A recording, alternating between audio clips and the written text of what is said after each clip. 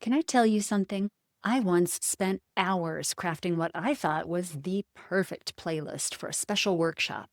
I carefully selected songs to match the energy arc of the practice, tested the volume levels, and made sure the transitions were seamless. Then, halfway through the workshop, the Bluetooth connection failed, my phone started ringing loudly through the speakers, and I ended up teaching the rest of the workshop in complete silence. That technological disaster turned out to be a blessing in disguise. The second half of class had a completely different quality, more internal, more focused, and for many students, more profound. It made me seriously reconsider my assumptions about the role of music in yoga teaching. Welcome to Yoga Teacher Confidential, Secrets of Becoming a Great Yoga Teacher. I'm Sage Roundtree, and today we're exploring the complex world of music in yoga classes. We'll talk about the legal considerations that many teachers unknowingly overlook, the practical aspects of integrating music effectively, and the energetic impact that sound has on the practice environment. Whether you're a teacher who can't imagine teaching without a carefully curated playlist, or someone who prefers the simplicity of silence, this episode will help you make more informed choices about using music in your teaching. Let's start with what might seem like the least exciting aspect of this topic, but is actually critically important: the legal considerations of playing music in your yoga classes. When you play recorded music in a public setting like a yoga class, you're engaging in what U.S. copyright law calls a public performance of that music. This isn't like playing music in your living room. It's a commercial use that requires proper licensing. Paying for Spotify Premium or for Apple Music does not give you the license you need. In the United States, 3 major performing rights organizations manage these rights: ASCAP, BMI, and SESAC. These organizations collect licensing fees and distribute royalties to the songwriters, composers, and publishers they represent. Each organization represents different artists, which means that in order to be fully compliant, venues and teachers technically need licenses from all 3 organizations to cover the full spectrum of popular music. The uncomfortable truth is that many yoga studios and individual teachers are not properly licensed to play the music they use in classes. This isn't just a technical violation, although the 3 agencies will certainly let you know that it is and be very persistent in proving that. It represents lost income for musicians and composers who created the work being used. So who's responsible for obtaining these licenses? If you teach in an established studio, the studio itself should have the appropriate music licenses in place. These are typically annual agreements with fees based on factors like the studio size and the frequency of music use. If you're uncertain whether your studio has these licenses, it's worth asking, both to protect yourself and to advocate for proper compensation for artists. If you teach outside the US, it's useful to check with your local laws regarding music licensing. If you teach independent of a studio, perhaps renting space or teaching in community venues, the responsibility for licensing falls to you. Individual licenses from both ASCAP and BMI and CSAC can cost several $100s annually, which may not be feasible for many teachers. Happily, there are alternative approaches that keep you legally compliant without breaking the bank. One option I've used is Yogi Tunes, a subscription service specifically designed for yoga teachers. For a monthly fee, Yogi Tunes provides access to music that's pre-licensed for use in yoga classes. This eliminates the need for separate performing rights licenses. They're even organized into playlists for you, and you can curate your own playlists. If you're registered with the Yoga Alliance in the US, you'll have a discount for Yogi Tunes. Another approach is using royalty-free or Creative Commons licensed music. These are works where the creators have specifically granted permission for certain types of public use, like yoga classes. When I needed music for some guided meditations and yoga nidras I recorded, I purchased Creative Commons music that explicitly allowed for commercial use. These tracks came with clear documentation of the licensing terms, which is essential if you're using this approach. Some teachers opt to create their own music or commission original compositions, which gives them full control over the licensing. That's what I did when I recorded my Yoga for Athletes DVD back in the late 2000s.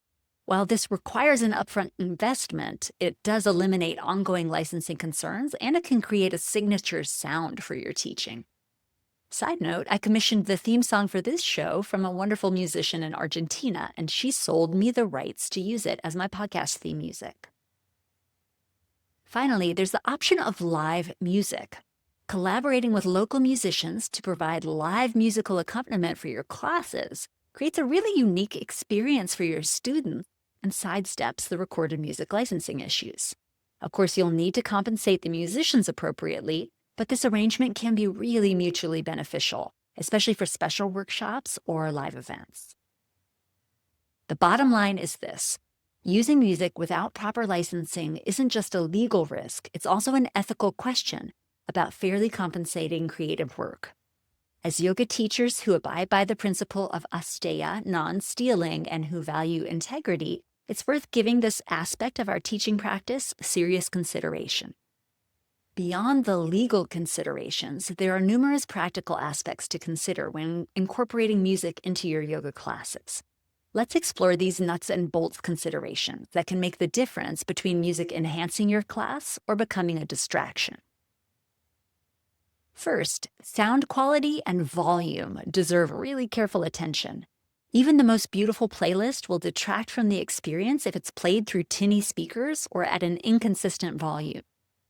Invest in decent speakers if you'll be using music regularly, especially if you teach in spaces with variable acoustics, which describes many yoga studios.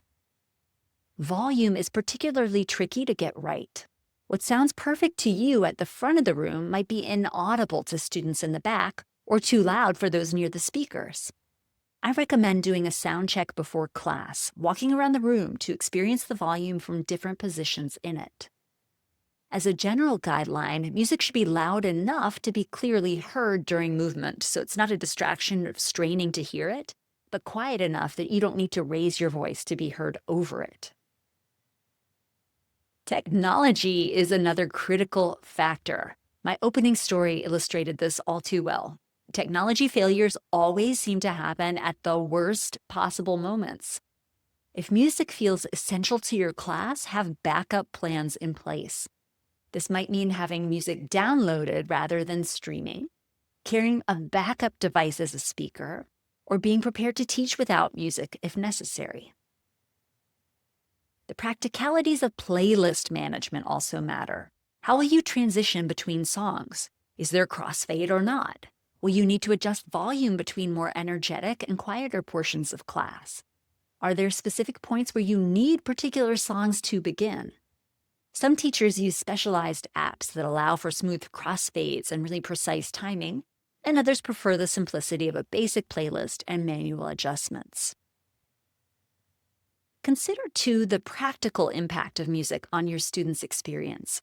Some may have hearing impairments that make it difficult to distinguish your voice over background music. Others might find certain types of music triggering or distracting based on personal associations, like it was your song with your boyfriend who just dumped you.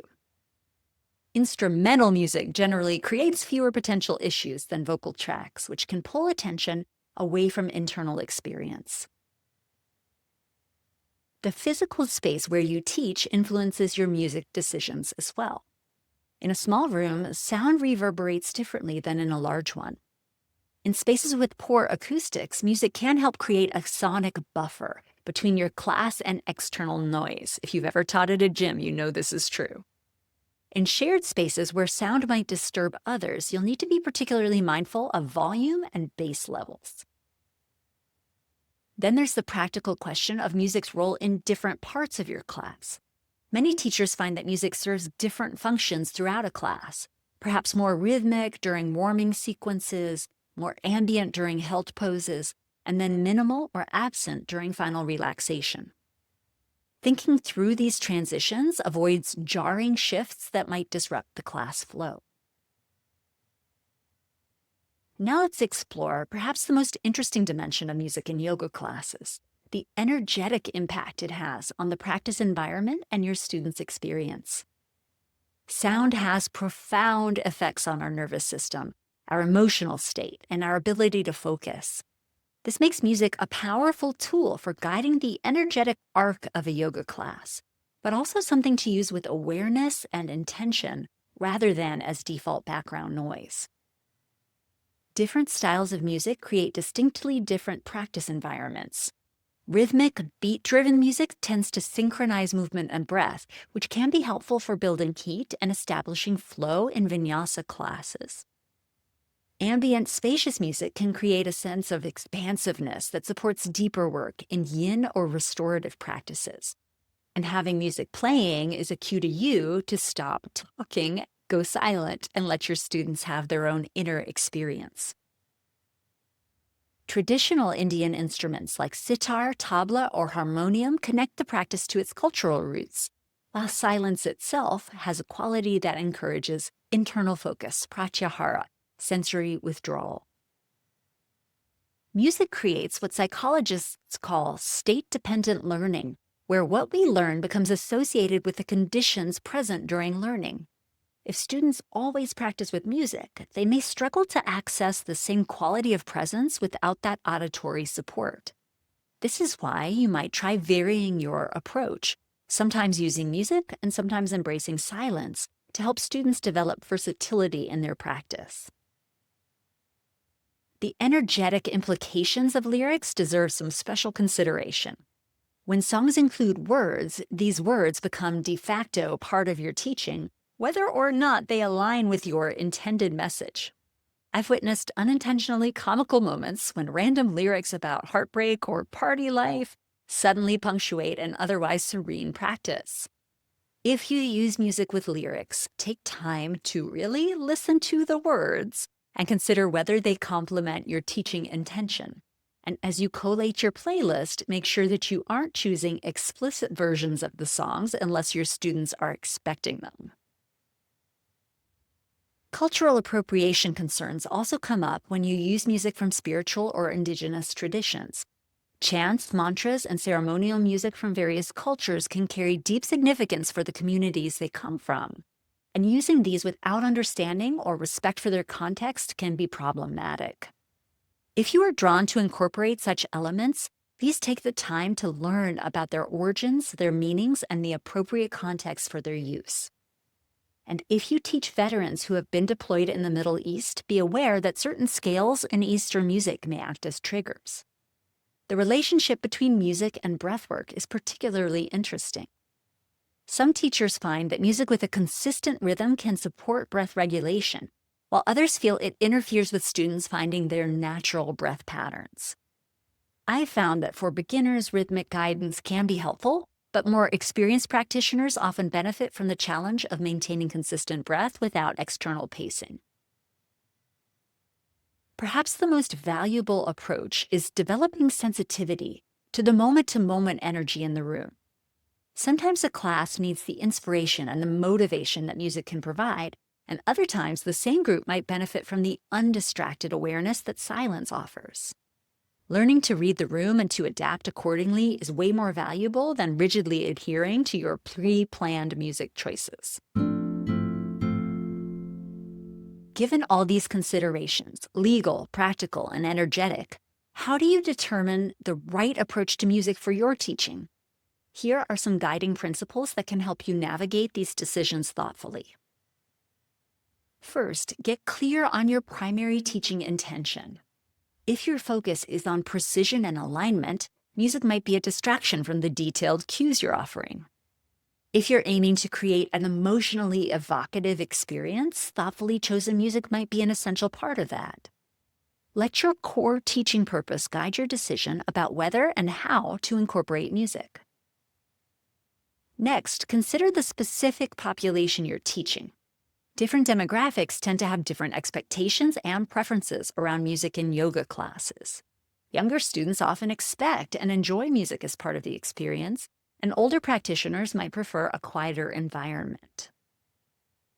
Corporate classes might need more neutral and broadly appealing selections, or they may not have the setup for any music at all. while private clients might appreciate personalized playlists that you tailor to their taste. That's one great way to add value to a private lesson. Your own authentic teaching style should also factor into this decision. If music is an integral part of how you experience and share yoga, teaching without it might feel stilted or incomplete. But on the other hand, if music doesn't resonate with your teaching approach, please don't feel pressured to include it just because it's common in certain yoga contexts. The most important thing is congruence between your values and your choices. I encourage all teachers to experiment with teaching both with and without music, regardless of your usual preference. Even if you ultimately return to your original approach, the experience of trying something different inevitably deepens your understanding of how sound, or the absence of sound, can shape the practice environment.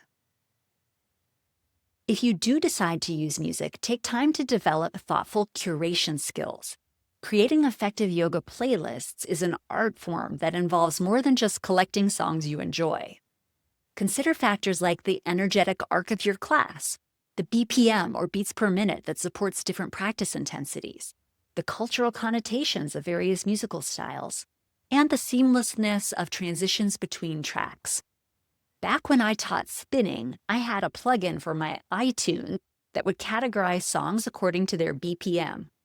Boy, I used to put a lot of thought into music and a lot of time into music and a lot of work into accommodating my students' loudly stated preferences about music. And now, I go without music. When I do use music that I have the rights to in class, it's generally only in yin yoga, and there I follow what I call the restaurant principle. Good background music in a restaurant enhances the dining experience without becoming the focus of attention. Similarly, yoga class music ideally supports the practice without becoming its centerpiece. If students are commenting more on your playlist than on their experience of the practice, it might be worth reconsidering your approach to center the practice over the playlist. Whatever choice you make about music, implement it with professionalism and integrity. If you use music, ensure you're doing so legally and respectfully. And if you choose not to use music, be confident in that decision rather than apologetic. Either approach, when you execute it thoughtfully, can create a powerful container for practice.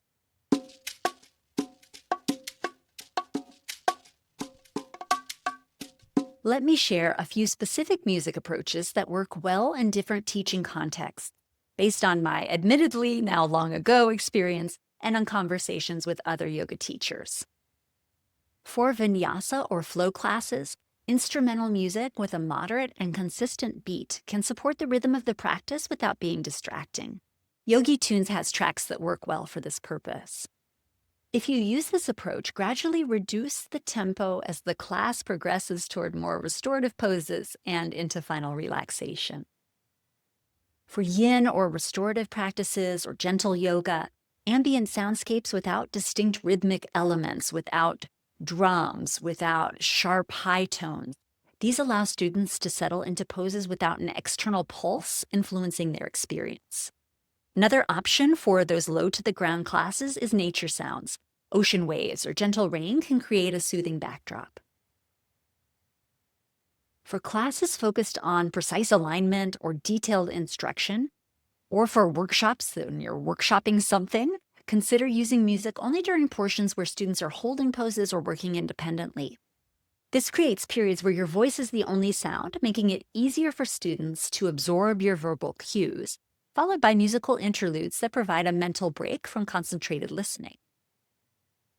For meditation-focused classes, traditional instruments like singing bowls, gongs, or the Indian harmonium can create a bridge between movement and stillness. These sounds have been used in contemplative practices for centuries, and they can help signal the transition into a more inward-focused state of awareness. You might even learn to play the bowls so you can layer them into your class or offer standalone sound beds. For classes where you're uncertain about musical preferences but want or need to have music as a sonic buffer, neutral instrumental pieces tend to be the safest choice. Classical guitar, solo piano, or gentle jazz can provide a background texture without any strong stylistic associations that might appeal to some students and alienate others. For teachers who prefer not to use music at all, silence itself becomes a teaching tool. Calling attention to the natural soundscape of the room, to the sounds of people breathing, to subtle movements, to ambient noise, this can develop your students' capacity for presence and attention. That's what the heart of the practice offers.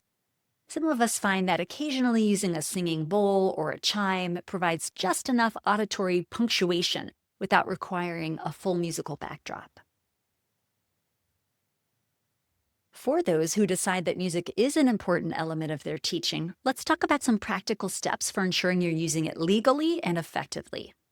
First, have a conversation with your studio owner or manager about music licensing. If you teach at the studio, ask what performing rights licenses they hold and what their policies are regarding teacher playlists. Many studios have clear guidelines about music use, or they should, and your asking might prompt them to institute these guidelines, including rules around volume levels and appropriate content, explicit or not explicit versions of songs, for example. Some may even have pre-approved playlists or streaming services they prefer you to use. At my studio, we make it clear that every teacher must have performance rights for music they use, and most of our classes don't use music at all. My regular class hasn't for the last 15 years or so. If you teach independently, research the licensing options that best fit your teaching budget and your context. Yogi Tunes, as I mentioned earlier, offers a subscription model specifically designed for yoga teachers. There are other services like Epidemic Sound that provide royalty-free music libraries for a monthly fee. For occasional special events, single-use licenses might be the most economical approach. Familiarize yourself with Creative Commons licensing, which allows creators to specify how their work can be used. The Creative Commons website, creativecommons.org, and in the show notes, offers search tools to find music with appropriate licensing for your needs. Be sure to look specifically for licenses that permit commercial use, as yoga teaching generally falls into this category. Consider building relationships with local musicians who might be interested in collaborating on live music for special events or workshops. This creates unique experiences for your students while supporting the artists in your community. I found that these collaborations often lead to really beautiful, organic teaching moments that wouldn't have emerged with recorded music. They're unique. Years ago, I taught a workshop at Yoga Tree in San Francisco. The owner invited me to meet him for class when I arrived, fresh off the plane and kind of jet-lagged from getting up for the super early cross-country flight. It was in a warm room in the Castro at 4:30 p.m. on a Friday. I'll never forget how many gorgeous half-clad men were in that room. During Shavasana, I thought I might be getting faint from my jet lag or dehydration as the music seemed to move around the room. So I cracked an eye open to realize one of those gorgeous half-clad men was wandering through the room playing the pan flute. That's a memory I cherish. Live music can really elevate the experience. If you use recorded music, develop a system for organizing your music that works with your teaching style. This will help simplify your setup for class. Some teachers create playlists for specific class types, and others like to select music in the moment based on the energy in the room. Whatever approach you choose, having your music well organized can prevent you from technological fumbling during class. Be sure your plane is on airplane or do not disturb mode. Don't want it ringing in the middle of your workshop. And be sure that shuffle mode is turned off. And it's smart to create contingency plans for the inevitable tech failures.